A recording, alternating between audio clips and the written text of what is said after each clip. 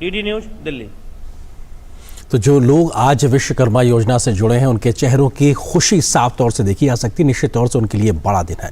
किस तरह से ये योजना ज़मीन पे बड़ा बदलाव लाएगी, इस पर हम चर्चा करेंगे। हमारे साथ में स्टूडियो में इस वक्त खास मेहमान भी उनका परिचय कराते हैं। डॉक्टर रजनीश जी हैं हमारे साथ स्टूडियो में मौजूद हैं। आप अतिरिक्त सचिव हैं एवं विकास आयुक्त हैं, सूक्ष्म लघु और मध्यम उद्यम मंत्रालय, भारत सरकार। सर बहुत स्वागत है हमारे साथ जुड़ने के लिए।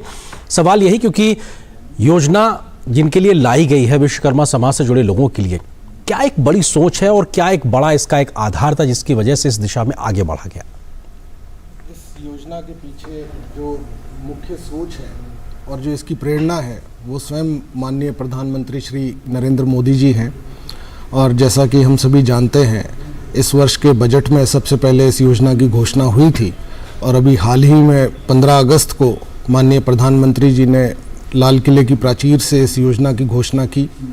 16 अगस्त को कैबिनेट ने इस योजना को मंजूरी दी और 17 सितंबर आज जब विश्वकर्मा जयंती है तो आज इस योजना का लॉन्च भारत सरकार के द्वारा किया गया है। तो मैं ये कहूँगा कि इस योजना के पीछे जो मुख्य भावना है वो है जो हमारे कारीगर और शिल्पकार हैं उन लोगों को उद्यमी बनाना, उन लोगों को सशक्त करना। ये लोग वो हैं जो हमारे आर्थिकी की एक धुरी हैं।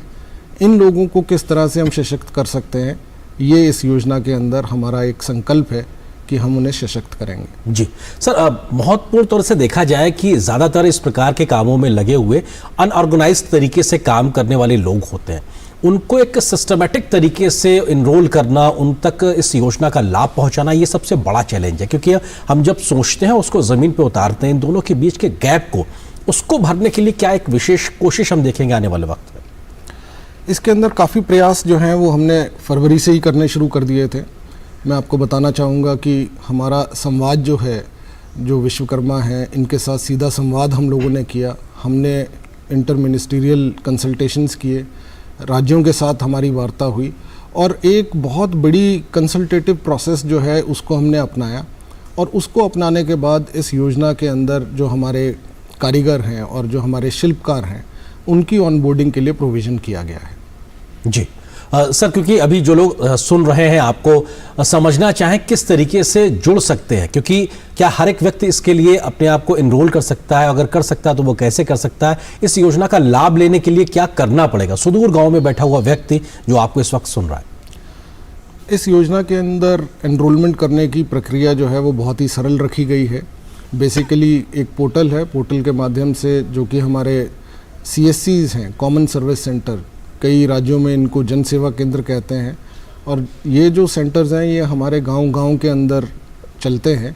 इसके माध्यम से व्यक्ति जो है वो अपने आप को एनरोल करा सकते हैं और उन एनरोलमेंट प्रोसेस बहुत ही सिंपल है। उसके अंदर बेसिकली आपको अपना आधार कार्ड लेके जाना है और आपको अपनी डिटेल्स जो है वहाँ पर शेयर करनी है।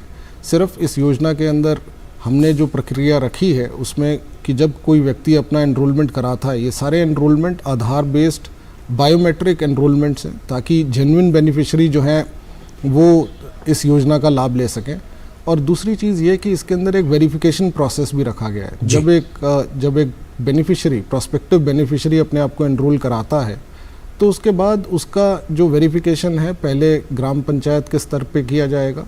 उसके बाद उनका वेरिफिकेशन जो है उसकी वेटिंग डिस्ट्रिक्ट इम्प्लीमेंटेशन कमेटी जो कि डिस्ट्रिक्ट मजिस्ट्रेट की अध्यक्षता में है उसके माध्यम से होगी और फिर राज्य स्तर पर जो हमारे अधिकारी हैं वो उसका सत्यापन करेंगे। तो ये करने के बाद जो एनरोलमेंट और वेरिफिकेशन है ये होने के बाद जो बेनिफिशियरी है वो सिस्टम के अंदर रजिस्टर हो सकते हैं। जी सर, ट्रेनिंग को लेकर किस प्रकार की व्यवस्था है? क्योंकि 2 प्रकार की ट्रेनिंग है, बेसिक और एडवांस। इसको कैसे किया जाएगा, क्योंकि ट्रेनिंग होगी कहाँ पर और ट्रेनिंग देगा कौन? इसको लेकर किस प्रकार की व्यवस्था है? देखिए, ये जो योजना है ये अपने आप में एक मैं ये कहूँगा कि बहुत ही एक डिफरेंट योजना है। जो पहले जो योजनाएं होती थी उसमें एक मिनिस्ट्री रहती थी, एक डिपार्टमेंट इसको इम्प्लीमेंट करता था। इस योजना के अंदर जो नोडल मिनिस्ट्री है वो ministry of micro small medium enterprises है और हमारे इम्प्लीमेंटिंग पार्टनर्स जो हैं वो इसके अंदर ministry of skill development and entrepreneurship और साथ ही डिपार्टमेंट ऑफ फाइनेंशियल सर्विसेज हैं। स्किलिंग का जो प्रोविज़न है और जो स्किलिंग की प्रक्रिया है वो मिनिस्ट्री ऑफ स्किलिंग के माध्यम से की जाएगी। उनके जो सेंटर्स हैं जिला स्तर पर वहाँ पर ये स्किलिंग की जाएगी और बेनिफिशियरी के लिए जैसा आपने बताया कि 2 तरह की स्किल ट्रेनिंग का प्रोविज़न है। पहला basic skill training. Basic skill training के अंदर 5 से 7 दिन की ये स्किलिंग प्रक्रिया इसके अंदर रहेगी और कोई बेनिफिशियरी जब स्किलिंग के लिए जाते हैं तो वहाँ पर उनको 15,000 रुपये की टूल किट के ई वाउचर्स दिए जाएंगे जी। और उसके उपरांत जब वो अपनी ट्रेनिंग कंप्लीट कर लेते हैं तो उस ट्रेनिंग के बाद वो जो हमारा 3 लाख रुपए तक का लोन का इसके अंदर प्रोविज़न है, उसकी जो पहली ट्रांच है 1 लाख रुपए की, उसके लिए वो फिर एलिजिबल हो जाते हैं। जी सर, आप से ये बातचीत हम जारी रखेंगे, लेकिन इस खबर से ही जुड़ी हम एक खबर दिखाते हैं दर्शकों को, क्योंकि ये बहुत महत्वपूर्ण कि जब ये कार्यक्रम आज हुआ, कैसे देश भर में इसको जोड़ने की कोशिश की गई। प्रधानमंत्री नरेंद्र मोदी ने आज जब पीएम विश्वकर्मा योजना को लॉन्च किया तो देश के अलग अलग स्थानों से केंद्रीय कैबिनेट मंत्री और कई राज्यों के मुख्यमंत्री भी इसमें जुड़े। इस मौके पर केंद्रीय मंत्रियों ने लाभार्थियों को टूल किट का वितरण किया तो विश्वकर्मा समाज के लोगों से इस योजना को लेकर जागरूकता भी बढ़ाई है। इस योजना का लाभ देश के लाखों परिवारों को मिलने वाला है। प्रधानमंत्री विश्वकर्मा योजना देश के हजारों कारीगरों की प्रगति की दिशा में एक कदम है, जिन्होंने देश के विकास में बहुत बड़ा योगदान दिया है। रविवार को पीएम मोदी ने राष्ट्रीय राजधानी दिल्ली में योजना की शुरुआत की। पीएम मोदी के साथ मंत्रिमंडल में शामिल उनके सहयोगियों ने भी देश की अलग अलग जगहों पर मेहनतकश लोगों को बड़ा तोहफा प्रदान किया। गौरतलब है कि विश्वकर्मा ने अपनी कला के माध्यम से देश की संस्कृति और परंपराओं को संरक्षित करने में स्पष्ट छाप छोड़ी है। विश्वकर्मा योजना पारंपरिक कारीगरों को बाजार में जाने और अपने सामान को लोकप्रिय बनाने में सक्षम बनाएगी। ऐसे बहुत सारे काम है जो हमारी समाज के लिए सदियों से एक महत्वपूर्ण स्थान हमारे समाज में रखते आए हैं। उन सब का कैसे कौशल का विकास हो, कैसे उनको आधुनिक अर्थव्यवस्था से जोड़ा जाए, कैसे उनको नए प्रकार के टूल्स मिले, नए प्रकार की ट्रेनिंग मिले और किस तरह से ये पारंपरिक व्यवस्था एक आज के आधुनिक युग में और बढ़े और फले। रक्षा मंत्री राजनाथ सिंह लखनऊ में, वहीं सूचना एवं प्रसारण मंत्री शिमला में पीएम विश्वकर्मा योजना के कार्यक्रम में शामिल हुए। पहले की सरकारों ने जो गलती की सो की, वर्तमान में हम भारत के अपने कामगारों, कारीगरों, शिल्पकारों और पारंपरिक श्रमिकों के विकास के लिए काम करेंगे और आप सबको इतना मजबूत बनाएंगे कि आपके बल पर ही भारत आगे बढ़ेगा। यह हम लोगों का संकल्प है। 13,000 करोड़ रुपए की लागत से प्रधानमंत्री विश्वकर्मा योजना की लॉन्च किया गया है। ऐसे 18 कामों को गिना गया है जहां पर उनको गुरु शिष्य परंपरा के अनुसार स्किल भी दी जाएगी, उसमें कोई पैसा नहीं लिया जाएगा, मुफ्त में ट्रेनिंग मिलेगी और 3 लाख रुपए तक उनको बगैर किसी गारंटी के ऋण उपलब्ध करवाया जाएगा, मात्र 5% के ब्याज पर। केंद्रीय कृषि मंत्री नरेंद्र सिंह तोमर ने भोपाल में पीएम विश्वकर्मा योजना के लाभार्थियों के साथ एक कार्यक्रम में हिस्सा लिया। वहीं विदेश मंत्री एस जयशंकर केरल के तिरुवनंतपुरम में पीएम विश्वकर्मा कार्यक्रम में मुख्य अतिथि के तौर पर शामिल हुए। उन्होंने कहा कि प्रधानमंत्री विश्वकर्मा योजना पारंपरिक शिल्प में लगे लोगों को सहायता प्रदान करने में महत्वपूर्ण भूमिका निभाएगी। We did an exhibition to which we took all the spouses of the G20 leaders. This exhibition was about 5,000 years of Vishwakarma work and heritage in this country. It is the Vishwakarmas who leave the imprint of a culture on history. विभिन्न राज्यों के मुख्यमंत्रियों ने भी PM Vishwakarma के उद्घाटन अवसर पर आयोजित कार्यक्रमों में हिस्सा लिया। बैंक से बिना गारंटी का लोन कम ब्याज पर उपलब्ध कराना और उनके बनाए हुए उत्पाद की मार्केटिंग और ब्रांडिंग कर देश में भी, लोकल भी और ग्लोबल भी उनकी पहुंच बने, इसका प्रयास इस योजना के अहम हिस्से हैं और निश्चित तौर पर यह योजना हमारे कारीगरों की जिंदगी बदलेगी। गांव की परंपरागत हस्तशिल्प और कारीगरी के लिए जो कभी बढ़ई के रूप में, राजमिस्त्री के रूप में, हलवाई के रूप में, चर्मकार के रूप में, स्वर्णकार के रूप में गांव देहात के अलग अलग क्षेत्रों में जाकर के अपनी कला का प्रदर्शन करने का प्रयास करता था, आज नई टेक्नोलॉजी और नई डिजाइन के साथ उसको जोड़ने के एक नए कार्यक्रम का शुभारंभ प्रधानमंत्री जी के द्वारा हो रहा है।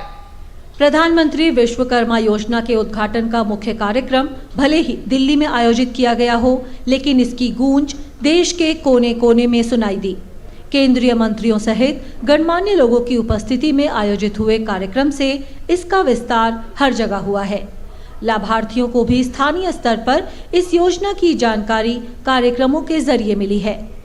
आने वाले समय में यह उन कामगारों के आर्थिक विकास में महत्वपूर्ण भूमिका निभाएगी जो संसाधन के अभाव में अपनी प्रतिभा के साथ न्याय नहीं कर पाते।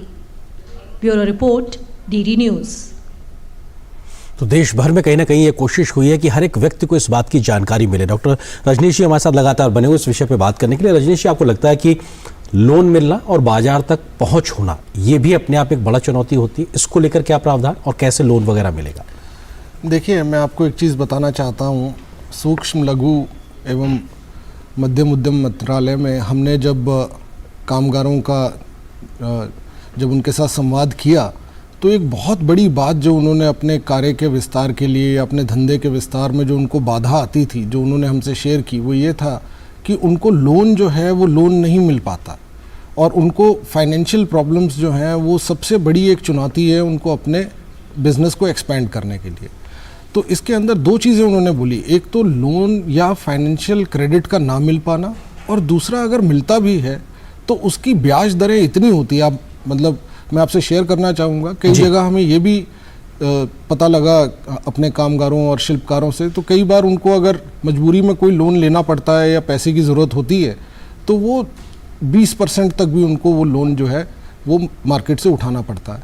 इस योजना के माध्यम से ये दोनों चीज़ों को हमने टैकल करने का एक प्रयास किया है। पहली चीज़ ये कि 3 लाख रुपए तक का लोन जो है हमारे कारीगर और हमारे शिल्पकार इन लोगों को ये मिलेगा, और दूसरी चीज़ ये कि ये लोन जो है वो सिर्फ 5% ब्याज पे मिलेगा। ये फिक्स्ड रेट है, 5% पूरे कंट्री के अंदर ये लोन मिलेगा, और इसमें अप टू 8% इंटरेस्ट सबवेंशन जो है वो भारत सरकार के माध्यम से रहेगा। तो इसके अंदर ना केवल लोन और ऋण व्यक्ति को मिल रहा है, वो एक सस्ते दर पर जो लोन उनको मिलेगा उससे हम समझते हैं कि हमारे जो कारीगर और शिल्पकार हैं उनके अंदर अपनी प्रतिभा जो वर्षों से एक परंपरा के अंदर वो अपना काम करते हुए आ रहे हैं, तो कौशल उनमें ऑलरेडी है। उनको ज़रूरत है मॉडर्न टेक्नोलॉजी की, उनको ज़रूरत है कि समय के साथ अपने व्यवसाय को बदलें, उनको ये ज़रूरत है कि मॉडर्न टूल्स और इक्विपमेंट जो हैं वो अपने व्यवसाय के अंदर यूज़ करें। और उसको करने के लिए हम एज अ फैसिलिटेशन मेजर जो लोन है वो इस योजना के माध्यम से उनको उपलब्ध करा रहे हैं। और दूसरी चीज़ मैं ये बताना चाहूँगा कि ये लोन जो है वो ऐसा नहीं है कि आप अप्लाई करेंगे सीधा आपको लोन मिल जाएगा। रजिस्ट्रेशन के उपरांत आपको सर्वप्रथम स्किल ट्रेनिंग करना अनिवार्य है।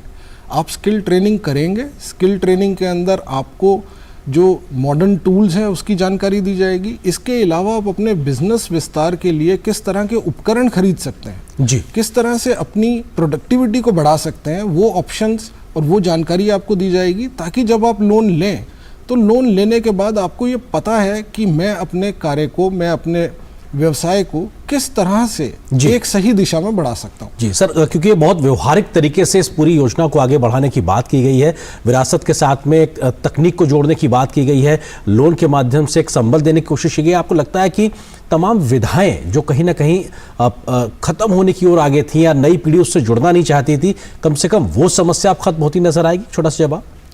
बिल्कुल, निश्चित तौर पे हम ये मानते हैं कि इस योजना के माध्यम से ऐसे कारीगर और शिल्पकार जो कि पुरानी विधाओं में लगे हुए थे उन लोगों को संबल मिलेगा। और ये विधाएं जो खासकर बच्चे जो हैं, नई जनरेशन जो उन विधाओं को छोड़ के दूसरी तरफ जा रही थी, वो जब अपनी पढ़ाई पूरी करके इन विधाओं के अंदर शामिल होंगे तो वो एक नए सोच, नए एक विजन के साथ अपने कार्य को आगे बढ़ाएंगे। और जो ये निरंतर एक चिरकाल से हमारे यहाँ पर ये जो 18 ट्रेड्स हैं जिसके अंदर पूरे, जैसे मैंने बताया कि ग्रामीण अर्थव्यवस्था और हमारे देश की अर्थव्यवस्था की ये धुरी हैं, ये हज़ारों सालों से जो ये परंपराएं चलती आ रही हैं, ये जो व्यवसाय चलते आ रहे हैं, उनको आगे बढ़ने में संबल मिलेगा। और हमारे देश में हमारे राष्ट्र निर्माण के अंदर इस योजना के माध्यम से हमारे आर्टिजन और क्राफ्ट पर्सन्स जो हैं वो अपना पूरा योगदान दे पाएंगे। बिल्कुल, सम्मान भी, संबल भी और समृद्धि भी, कहीं ना कहीं ये लगातार एक मोशन, एक तरीके से मोटिव रहेगा और लगातार कोशिश यही है कि किस तरह से इस पे बढ़ा जाए। बहुत शुक्रिया। फिलहाल वक्त इतना ही है। डॉक्टर रजनीश जी हमारे साथ जुड़ने के लिए, इस विषय पर विस्तार से बात करने के लिए बहुत शुक्रिया सर, थैंक यू। और फिलहाल यहाँ पर एक छोटे से ब्रेक के लिए रुकते हैं, लेकिन ब्रेक के उस पार जब वापस आएंगे तो आपको